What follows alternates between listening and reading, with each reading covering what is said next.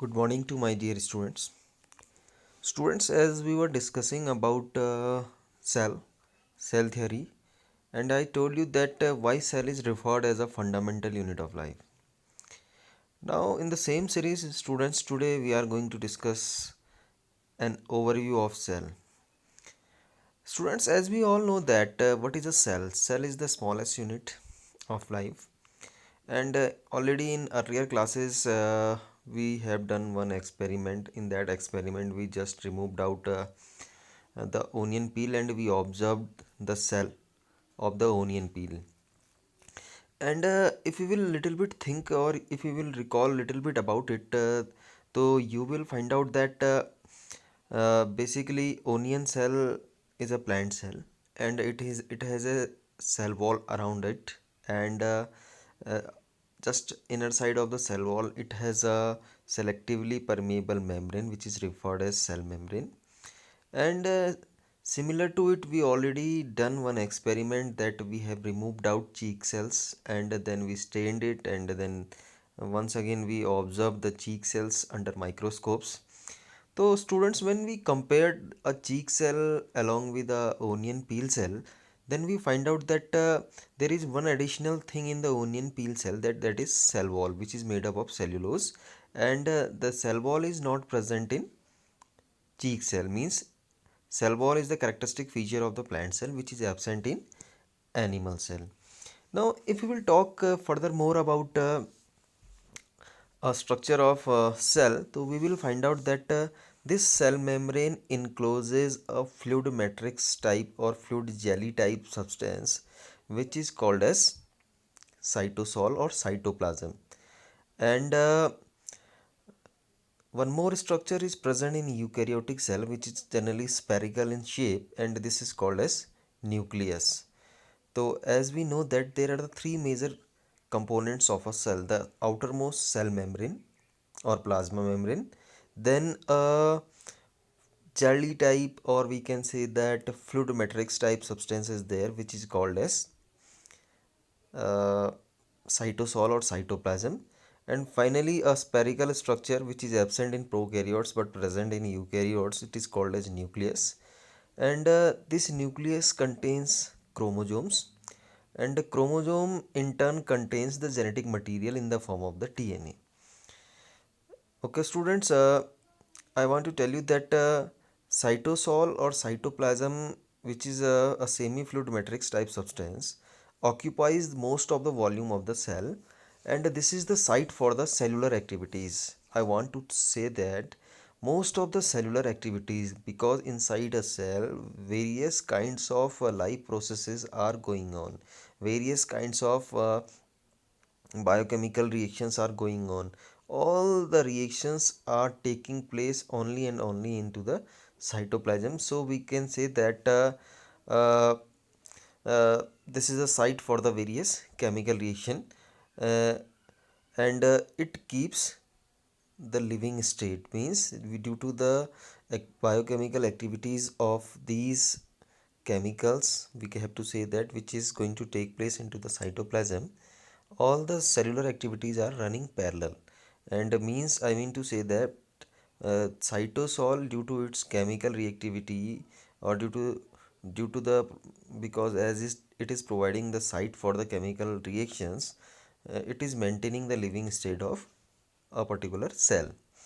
Now, besides these major components, if you will observe, except nucleus, some eukaryotic cell have some other membrane bound structures too, like endoplasmic reticulum, like Golgi apparatus, like lysosome, like mitochondria, like microbodies or vacuoles. While these membrane bound structures are absent in prokaryotic cell, means in eukaryotic cell nucleus is present.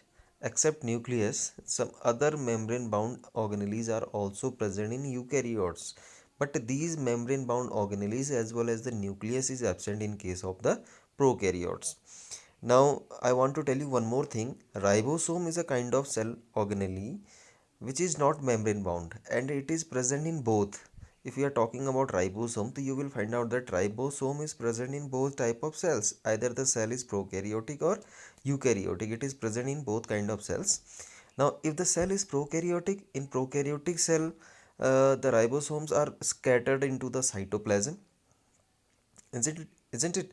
And while in the uh, we are talking about eukaryotic cell, so you will find out that in eukaryotic cell, these ribosomes are present in cytoplasm, as well as it is these are ribosomes are also present on the surface of endoplasmic reticulum too, as well as these ribosomes are also present in some special structure like mitochondria and chloroplast. Is it clear? And one more thing which I want to tell you, that now if we will compare animal cell and plant cell, so we will find out that both are eukaryotes, means both are having nucleus, both are having cytoplasm and cellular organelles, both have cell membrane. But additionally, plant cell has a specific structure which is called plastid, as well as it has an outer wall which is called as cell wall. While in animal cells, you will find out that there is one additional structure which is called as centriole, and this centriole helps in the process of cell division in case of the animal cell. Now, this was the all about of cell. So basically, if somebody is going to ask you that what do you know about cell, so you can say that a particular eukaryotic cell has three major components: cell membrane, okay, then cytoplasm and nucleus, while a prokaryotic cell lacks this nucleus as well as the cellular organelles which are present in the cytoplasm. And cell wall is present in prokaryotes. Bacteria also contain cell wall, and eukaryotic also contain in case of the plenty cell wall. Okay, now if you will talk about their shape and size, so you will find out that the cells may differ greatly in shape, size, and some other activities. Now, I am giving you an example. Mycoplasma is the smallest living cell, and if you will find out that what is its length, so you can get its length is about 0.3 micrometer. Okay, while some bacteria could be 3 micrometer to 5 micrometer. Okay, and I'm telling you about the largest animal cell. So ostrich egg cell is the largest cell. Okay, while I'm talking about the human beings, in case of the human being, RBC is the smallest cell, and its diameter is about 7 micrometer. And the neuron or nerve cell is the largest cell. Its length may be 100 centimeter too. ठीक है, यानी कि 1 metre तक लेंदी हो सकते हैं. Now I am talking about shape. Now the cells can vary in shape too. They may be disc shape, they may be polygonal shape, they may be columnar in shape, they may be cuboidal in shape, they may be thread-like in shape, they may be irregular in shape. Okay, I mean to say that the cells may have different types of shapes too, and the shapes are according to their functions, means which kind of function the cell is performing. Based on it, they have great varieties of shapes too. Here in the picture you can observe RBCs are discoid shape, while WBCs are irregular in shape. Some epithelial tissue are in column shape, and you are observing nerve cell branched. We can say that thread like structure is there, while tracheids of the plants are elongated cells, or while mesophils are oval shaped cells. So there are the various types of shapes too. So we can say that the cells may vary in shape as well as size. If somebody is going to ask you that what is the smallest cell, so you can answer that mycoplasma is the smallest cell, having 0.3 micrometer length. While in case of the animals, the ostrich egg cell is the largest cell, and in case of the human, RBC is the smallest cell, and the nerve cell is the largest cell. Is it clear? Now I want to talk about prokaryotic cells too, along with the overview of the cell. Students, as we all know that what are prokaryotic? Prokaryotic word is derived from two words, pro and karyotic. Pro means primitive type, karyotic means nucleus. So means in this category, all those living organisms are kept which are very primitive type, means Karyotic word is derived from carry-on word. Carry-on means, in Latin language, carry-on means nucleus, means a cell which are having very primitive type of nucleus, or very poorly, very less developed nucleus, or undeveloped nucleus, we have to say, that are called as prokaryotic cells. And the examples of prokaryotics are basically bacteria, blue-green algae, mycoplasma, and PPLO. PPLO means pleuropneumonia like organisms. They are, if you will observe all the prokaryotic cells, so you will find out that all the prokaryotic cells are generally smaller in comparison of the eukaryotic organisms. Means the prokaryotic cells are smaller than the eukaryotic cells, and they have also variations in their shape and size. Now, basically the prokaryotes are classified into four different types based on their shapes, but it is very important. Now sometimes the question comes in examination, how the bacteria are classified. So you can say that based on their shape, the bacteria are classified into four groups. Okay, if the bacteria is rod shape, then the category is called as bacillus, isn't it? If the bacteria is of rod shape, then it is bacillus. If the bacteria shape is spherical, then it is referred as coccus. When the bacteria shape is like a comma, then it is called as vibrio. And when bacteria appears like a spring or spirally body, then we can say that it's spirulum. So there are four types of bacteria: if rod shape, bacillus; if spherical, coccus; if comma shape, then vibrio; and if spiral in shape or spring shape, then it is called as spirulum. So what are four?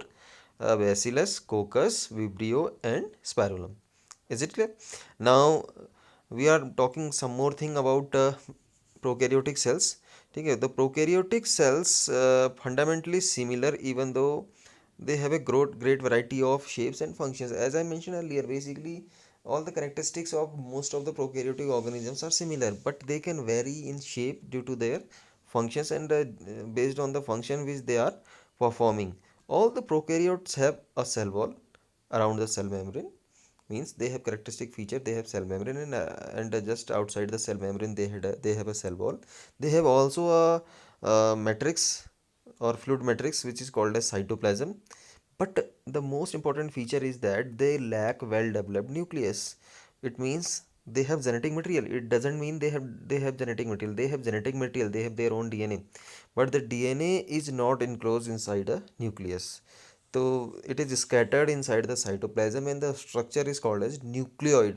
Instead of nucleus, they have nucleoid. Nucleoid means their genetic material, wherever the genetic material is scattered into the cytoplasm, then it is called as nucleoid. One more thing you must have to note down: except the genetic material DNA, so they have some spherical shape or ring shape DNA molecule. This is called plasmid. They have one additional DNA which is called plasmid. matlab they have new DNA in the form of the nucleoid, but except nucleoid they have extra DNA which is spherical shape, or generally if you will observe in diagram it appears like a ring. Okay, this is called plasmid, and this plasmid gives them uniqueness feature. And in such cases you have listened that sometimes the bacteria gains resistivity against antibiotics. It means we are just taking antibiotics to kill bacteria, but sometimes some bacteria are already having resistance against the antibiotics, and this antibiotic resistivity comes through these plasmids. Means extra chromosomal DNA provide them uh, such kind of resistivity. In the higher classes you will study more about the plasmid, that how this plasmid we are using uh, in the field of the recombinant DNA technology. So right now I am going to tell you, uh, so you must have to remember one thing, that they have their own genetic material DNA in the form of the nucleoid, and sometimes they have some extra DNA which is spherical or ring shape, and which is called as plasmid. Is it clear? Okay, so one more thing I want to tell you, that they lack membrane bound cellular organelle, like they haven't endoplasmic reticulum, they haven't mitochondria, they haven't plastids. It means they haven't Golgi bodies. They are lacking membrane bound cellular organelles, but they have ribosomes, and the ribosomes are present in their cytoplasm. and one more structure which is very common or very important in their structure. And this structure means, I want to tell you that sometimes their cell membrane or plasma membrane uh, folds and becomes some specific structure which are called mesosomes. Sometimes the foldings can occur in their plasma membrane, and these foldings are called as mesosomes, and these are the sites for the DNA synthesis. Actually, DNA gets synthesized from these mesosomes only. So I am concluding myself. So today we discussed general features about or we discussed or we just observed general overview of cell, as well as we discussed some common features of the prokaryotic cell. So today I am concluding myself. I hope so you learned a lot. Still, if you are feeling any difficulty, you can concern with me. Thank you. Bye bye and have a nice day.